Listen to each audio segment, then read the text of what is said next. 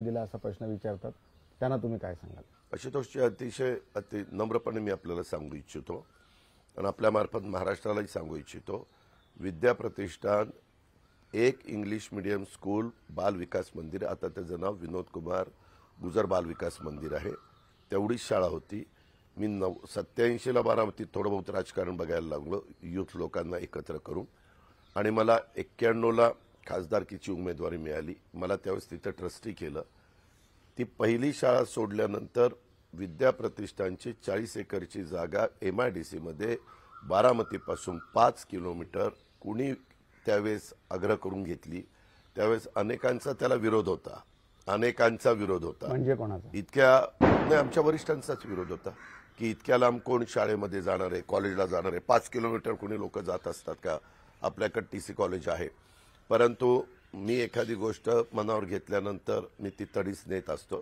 ती जागा आम्ही घेतली, तिथं भूमिपूजन पण मीच केलंय. आज तुम्हाला आश्चर्य वाटेल, तिथं 20,000 मुलं मुली तिचे शिक्षण घेतात, KG to PG. आणि मग तिथं इन्फॉर्मेशन टेक्नॉलॉजी आहे, बायोटेक्नॉलॉजी आहे, तिथं इंजिनिअरिंग कॉलेज आहे, तिथं आर्किटेक्ट कॉलेज आहे, तिथं लॉ कॉलेज आहे, तिथं इंग्लिश मिडियम स्कूल आहे, मराठी मिडियम स्कूल आहे, SSC इंग्लिश आहे, सगळ्या म्हणजे CBSE आहे, सगळ्या गोष्टी तिथं आहेत. D.Ed आहे, M.Ed आहे, B.Ed आहे, अशा गोष्टी आहेत. त्याच्यावर ती एक संस्था काढली, परंतु नंतर आम्ही पण सगळ्यांचं योगदान त्याच्यामध्ये आहे. त्याच्यानंतर कृषी विकास प्रतिष्ठान काढलं, त्याच्यात स्वर्गीय आप्पासू काकांचं योगदान आहे. आप्पासू काका ब्लास्टिंग करत असताना तिथं जाऊन बसायचे, खड्डे घ्यायचे, झाडं लावायचे. तिथं एक झोपडी आहे, अजून पण आहे तिथं, पण त्याला आता जरा चांगलं स्वरूप दिलं, झाडाची ग्रीनरी वगैरे वाढवली. त्याच्यावर ती संस्था आणि एक दुधाचा व्यवसाय स्वर्गीय आप्पासू काकांनी सुरुवात केली आणि नंतर तो वाढला. बारामतीतल्या शेतकऱ्यांनी सगळ्यांनी तो वाढवला. तेव्हा एक दूध संघ काढला. अशी दोषी संस्था काढणं खूप सोपं असतं, परंतु संस्था देखील ह्या 2 का 3च संस्था निघाल्या. त्याच्या आधीच्या सगळ्या संस्था आमच्याही पूर्वीच्या काळातल्या आहेत.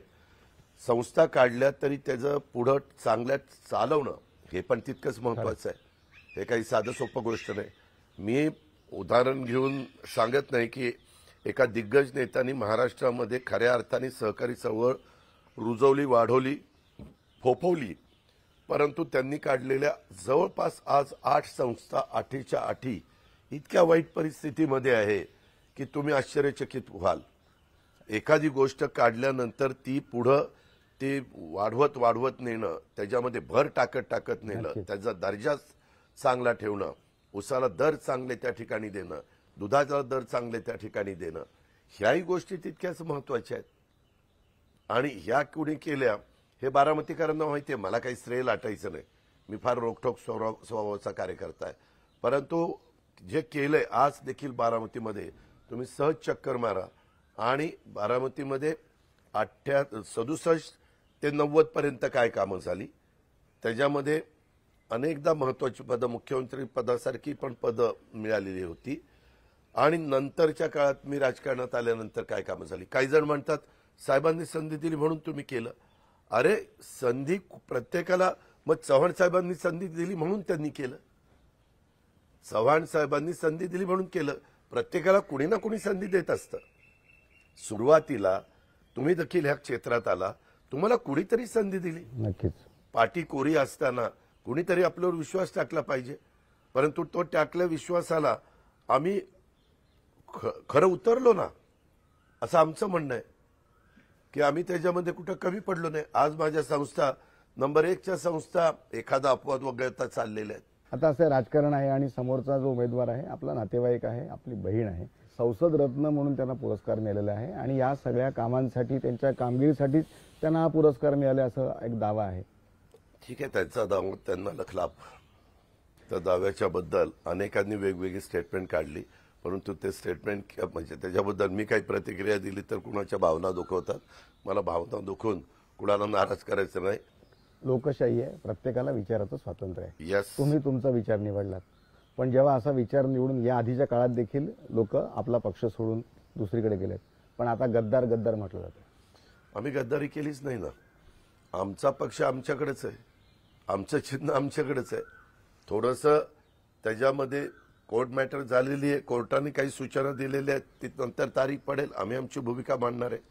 80% लोक पक्षातली निवडून आलेली आणि काही लाख ॲफिडेव्हिट कार्यकर्त्यांनी दिलेली आणि त्याच्यातले अनेक अध्यक्ष त्या जिल्ह्याचे ज्यावेळेस आमच्या भूमिकेचं समर्थन करतात आणि हे समर्थन करायच्या आधी, जुलैच्या आधी, हे सरकार बनायच्या आधी, ज्यावेळेस ह्यांचं सरकार गेलं, म्हणजे आता उद्धव साहेबांचं सरकार जाणार, त्यावेळेस माझ्या चेंबरमध्ये बसून सर्व आमदारांनी, त्याच्याबद्दल कुणी बोलतच नाही, सर्व आमदारांनी, MLA MLC सर्व आमदार, आशुतोष शिमी मागे गुवाहाटीच्या वेळेस म्हणतात, गुवाहाटीच्या आधी सुरतला असताना सगळ्या आमदारांनी सांगितलं, पत्र दिलं, निवेदन दिलं, त्याच्यात सगळ्यांच्या सह्या दिल्या आणि पवार साहेबांच्याकडे राजेश टोपेला द्यायला सांगितलं की आम्हाला सगळ्यांना सरकारमध्ये जायचंय, तुम्ही पाठिंबा, तुम्ही आम्हाला यस म्हणून, पक्षाचे प्रमुख म्हणून यस म्हणा.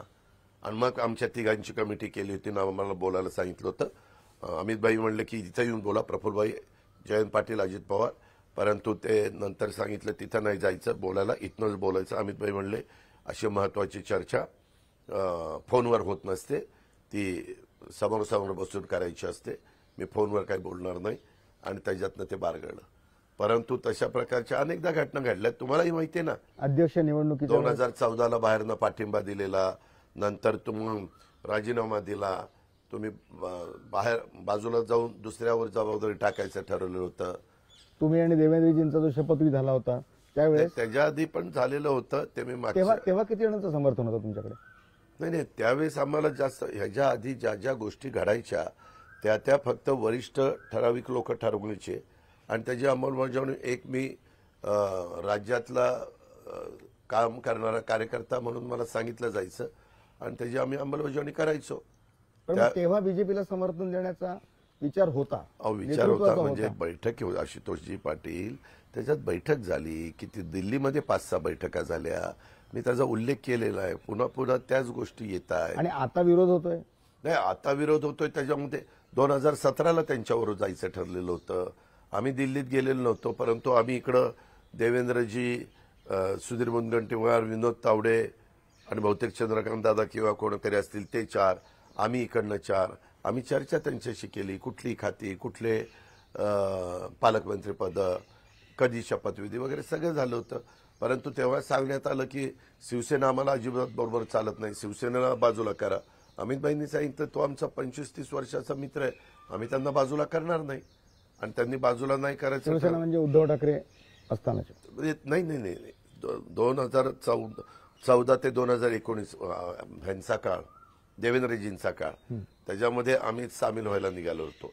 त्यांची बाहेरनं पाठिंबा दिला तेव्हा पण तसंच त्यांनी सांगितलं की ह्या शपथ झाल्यावर काही दिवसांनी तुम्हाला मंत्रिमंडळामध्ये जायचं, म्हणजे राष्ट्रवादीला. पुन्हा काही महिन्यांनी वेगळं स्टेटमेंट आलं, आमचा पाठिंबा तुम्ही कायमचा गृहीत धरू नये. ते झाल्यावर लगेचच देवेंद्रांनी उद्धवजींच्या बरोबर चर्चा करून त्यांच्यातले काही मंत्री आणि राज्यमंत्री केले आणि ते सरकार, त्यांनी त्याला स्थिरता आणली, कारण पूर्ण मेजॉरिटी नव्हती. आम्ही